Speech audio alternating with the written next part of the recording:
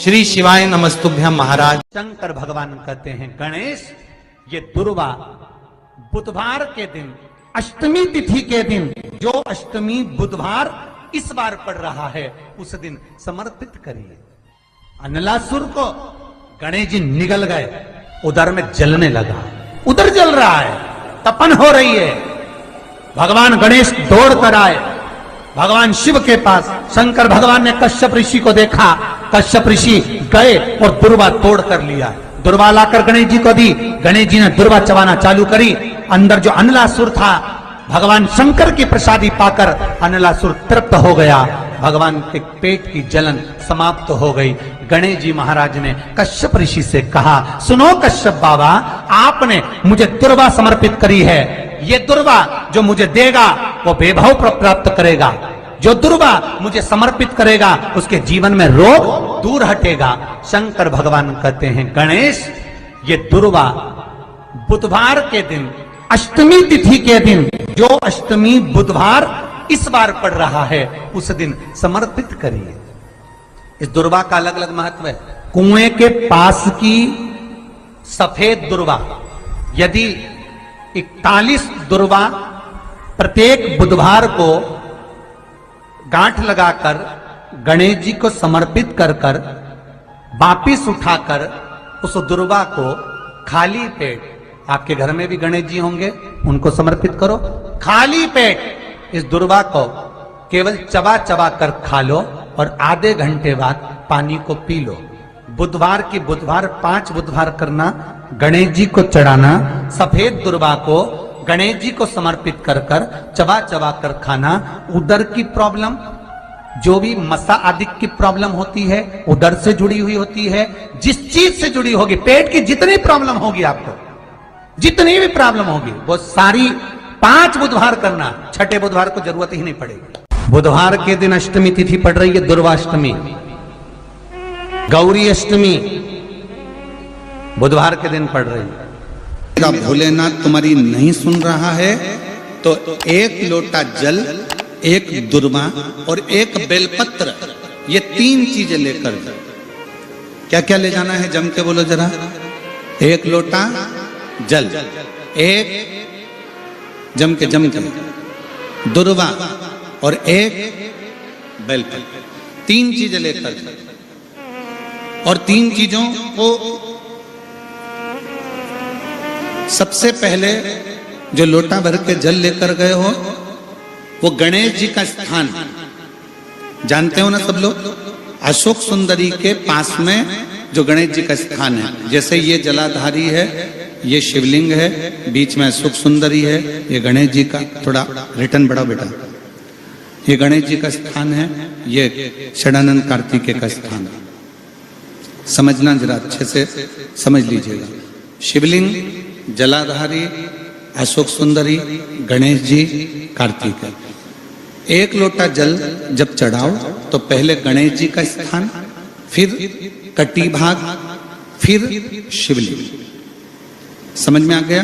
गणेश जी का स्थान, कटी भाग, जलाधारी, फिर शिवलिंग। दुर्वा गणेश जी के स्थान पर समर्पित कर दो और बेलपत्री अशोक सुंदरी वाली जगह पर समर्पित कर दो। ये 3 चीजें अगर आप बुधवार की अष्टमी के दिन हो तो देवाधिदेव महादेव आपकी मन की कामना पूर्ण जरूर करते हैं। शंकर भगवान पर चढ़ा हुआ जल और शंकर भगवान पर चढ़ी हुई बेलपत्र दोनों फलदायक। जब संसार के लोगों ने शिव महापुराण की कथा सुनकर शिवजी पे चढ़ी हुई बेलपत्र खाना चालू करी तो कई रिसर्च सेंटरों में रिसर्च हुआ कि बेलपत्र खाने का, सियोर वाला महाराज बोलता है, तो इस बेलपत्र में ऐसा क्या है जो लोगों की बीमारी दूर हो रही है।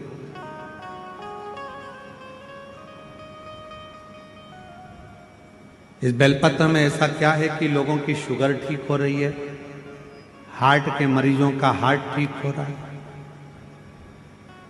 इस बेलपत्र में ऐसा है क्या? जब शिव महापुराण की कथा लोगों ने सुनना चालू करा और शंकर भगवान पे चढ़ा हुआ जल और बेलपत्र खाना चालू करा तो संपूर्ण रिसर्च सेंटरों में बड़े बड़े रिसर्च सेंटरों में रिसर्च प्रारंभ हुआ कि बेलपत्र में ऐसा होता क्या। महाराज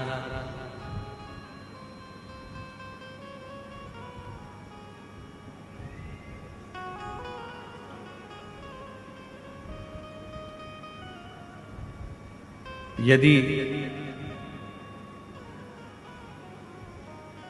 प्रतिदिन एक पत्र है, अच्छा है,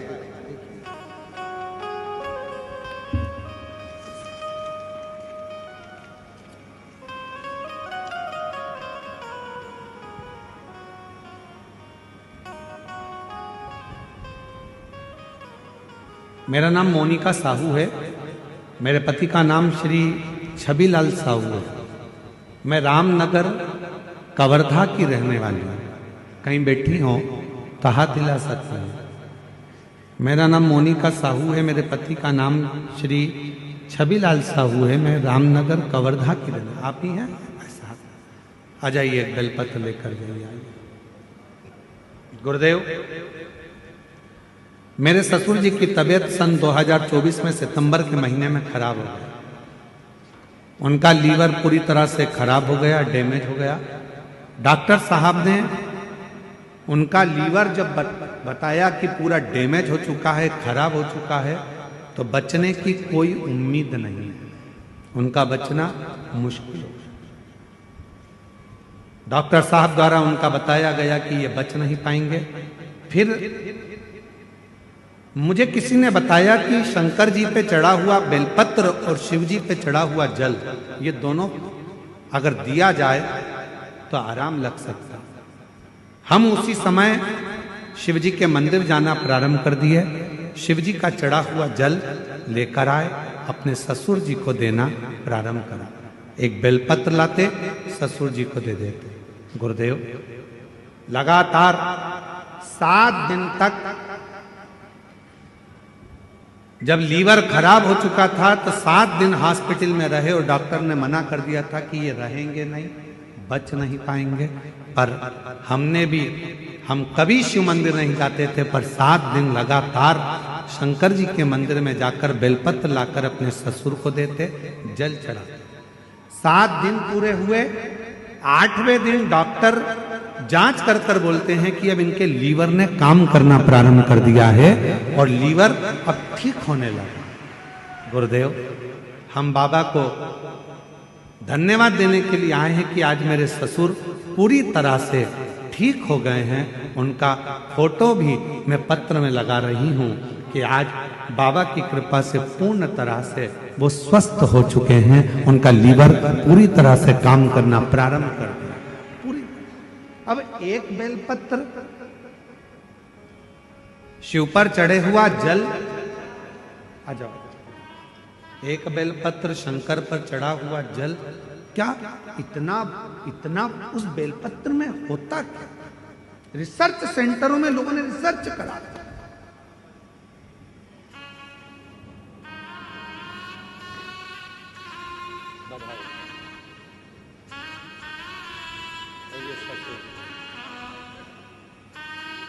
आप ठीक है? रोते नहीं? अब आंसू पोछो पहले, आंसू पोछ पहले। रोते नहीं, खुश हो। आंसू पोछो पहले। अब फिर ठीक हो गया ना? आंसू पोछ के जाओ, आंसू पोछ के जाओ, खुश होकर। डॉक्टर ने बोल दिया था ये बचेंगे नहीं, पर बचना मुश्किल था। एक बेलपत्र में वो क्या फल है?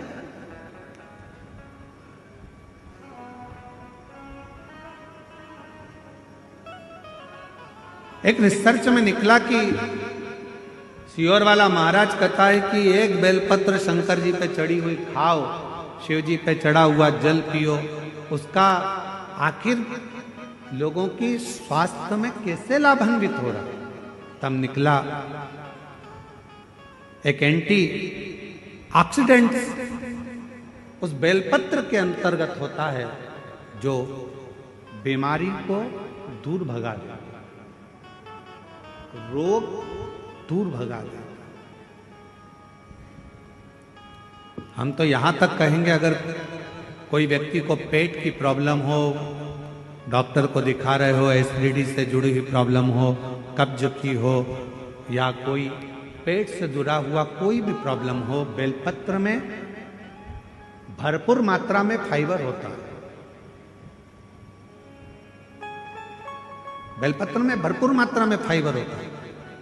अगर शिवजी पर चढ़ी हुई एक बेलपत्र यदि अवधूतेश्वर महादेव का नाम लेकर प्रतिदिन अगर खाया जाए, कब्ज हो, पेट का प्रॉब्लम हो, या अन्य गैस का, आपाच का, एसिडिटी का कुछ भी प्रॉब्लम हो, यदि अवधूतेश्वर महादेव का नाम लेकर एक बेलपत्र सुबह सुबह शिवजी पे चढ़ा खाना प्रारंभ कर दो, 15 दिन में मालूम पड़ जाएगा कि आपको एसिडिटी हो ही नहीं सकती, कब्ज का प्रॉब्लम हो ही नहीं सकती, गैस का प्रॉब्लम हो ही नहीं सकती। एक बेलपत्र, क्योंकि बेलपत्र के एक पत्ते में भी फाइबर की मात्रा बहुत ज्यादा मात्रा में, भरपूर मात्रा में फाइबर बेलपत्र में होता है। क्या है बेलपत्र?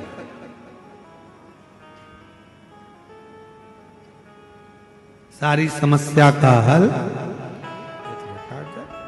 शिव जी के एक लोटा जल में क्या है? कई रिसर्च सेंटरों में रिसर्च चला कि शंकर भगवान पर जल चढ़ाकर पीने का, उस आचमन का, शिव जी पे चढ़े हुए जल को अपने शरीर पर लगाने का, शंकर पर चढ़ा हुआ जल अपने घर में छींटने का फल क्यों मिल रहा है, लोगों को इतना लाभान्वित क्यों हो रहा है? तब रिसर्च सेंटरों में निकला कि शंकर भगवान के शिवलिंग पर जब जल चढ़ता है तो वो जल चारों तरफ घूमकर उत्तर की ओर जाता है, और वो जल जब हम पीते हैं या हमारे घर पर उसका प्रोक्षण करते हैं, छींटते हैं, तो हमारे घर से दुख, तकलीफ, कष्ट सारे ग्रह अनुकूल होते चले जाते हैं और हमारा आनंद सुख बढ़ता चले जाता है, बढ़ता चले जाता है।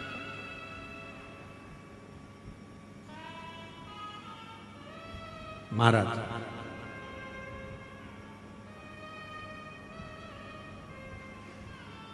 नौकरी में उम्र की सीमा होती है, इतनी उम्र वाला ही नौकरी कर सकता है। परीक्षा में समय की सीमा होती है कि इतने समय में ये एग्जाम क्लियर करना है, इतने समय में पेपर देना है। नौकरी में उम्र की सीमा होती है, परीक्षा में समय की सीमा होती है। गाड़ी में गति की सीमा होती है कि इससे ज्यादा मत चढ़ाना।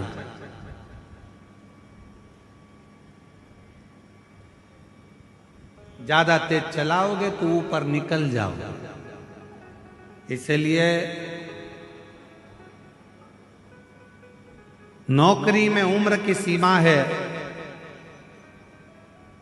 महाराज परीक्षा में समय की सीमा है, गाड़ी में गति की सीमा है, पर मेरे शंकर भगवान की अविरल भक्ति की कोई सीमा नहीं है, शिव की करुणा की कोई सीमा नहीं है, शिव की दया की कोई सीमा।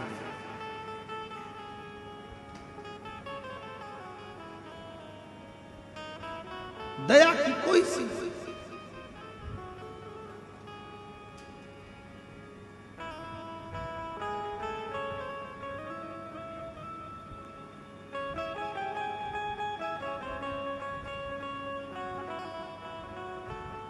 देवराज ब्राह्मण के ऊपर भी मेरे शिव ने कृपा की। बेलपत्र के वृक्ष के नीचे देवराज नाम के ब्राह्मण के प्राण छूट गए, और वो देवराज नाम का ब्राह्मण का प्राण गया, पर शंकर का वचन है माता पार्वती को, जिसके प्राण बेलपत्र के वृक्ष के नीचे जाते हैं या जिसके शरीर के अंदर बेलपत्र का थोड़ा सा भी भाग रहता है, वो जीव फिर नरक नहीं भोग, नरक से दूर हो जाता, नरक से। ऐसी कोई भूमि नहीं, ऐसा कोई स्थान नहीं, ऐसा कोई क्षेत्र नहीं जहां शिव ना हो, जहां शंकर ना हो।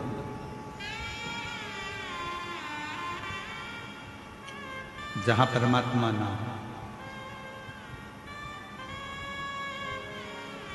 पार्वती जी देख रही हैं कि वो गंगा जी की पानी की जो लहरें थी वो उछल रही हैं, थोड़ी देर उछलती हैं, थोड़ी देर में शांत हो जाती हैं, फिर उछलती हैं, फिर शांत हो जाती हैं। वो गंगा की लहरें बार बार उछल रही हैं और बार बार शांत हो रही हैं।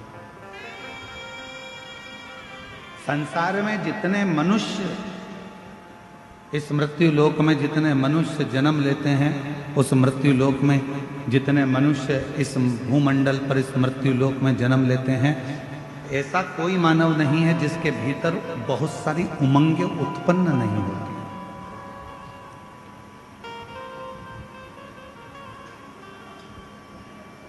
ऐसा कोई नहीं है जिसके भीतर बहुत सारी उमंगें उत्पन्न नहीं हो रही हो, बहुत सारी तरंगें उत्पन्न नहीं हो रही हो, बहुत सारी उमंगें उसके अंतर्गत नहीं आ रही, पर कुछ देर वो उमंग उछलती है, फिर शांत होती है।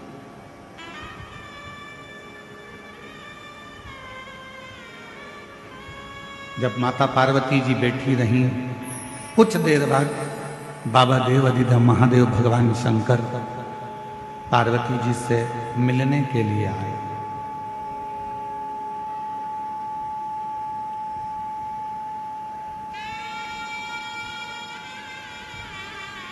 भगवान शिव पार्वती जी से मिलने के लिए शंकर भगवान भी बैठ गए गंगा जी के घाट पर। पार्वती जी ने शिव जी को नमन किया, पूछा, इस संसार में जितने रिश्ते, जितने नाते, जितने कुटुंब, जितने कबीले, जितने मित्र, जितने दोस्त, जितना परिवार, ये सब मिलता है, क्या हमारे पूर्व के कर्म के अनुकूल मिलता है?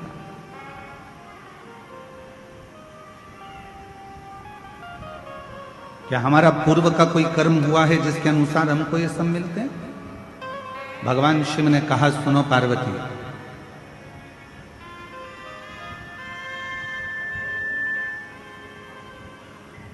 हमारे जीवन में जो भी मिलता है वो 3 कारण से मिलता है।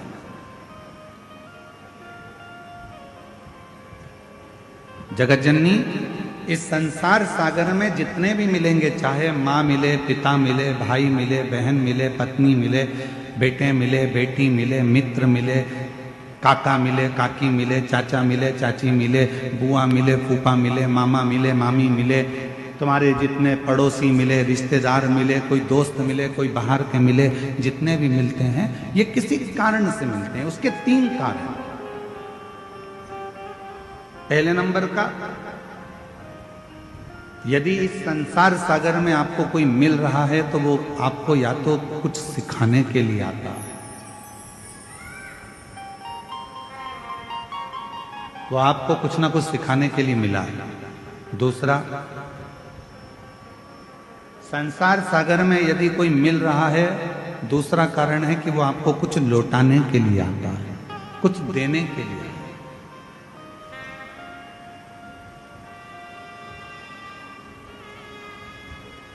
और तीसरा नंबर है, अगर इस संसार सागर में अगर कोई व्यक्ति मिलता है या फिर वो अपने कर्म के अनुसार हमारे पास जो है हमसे ले जाने के लिए आता है, सिखाने के लिए आया, लौटाने के लिए आया, या फिर ले जाने के लिए आया।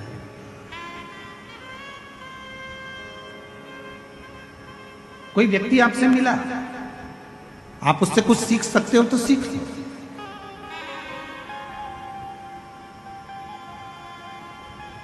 कोई मिला है आपकी जिंदगी में, आप उससे कुछ प्राप्त कर सकते हो तो कर लो।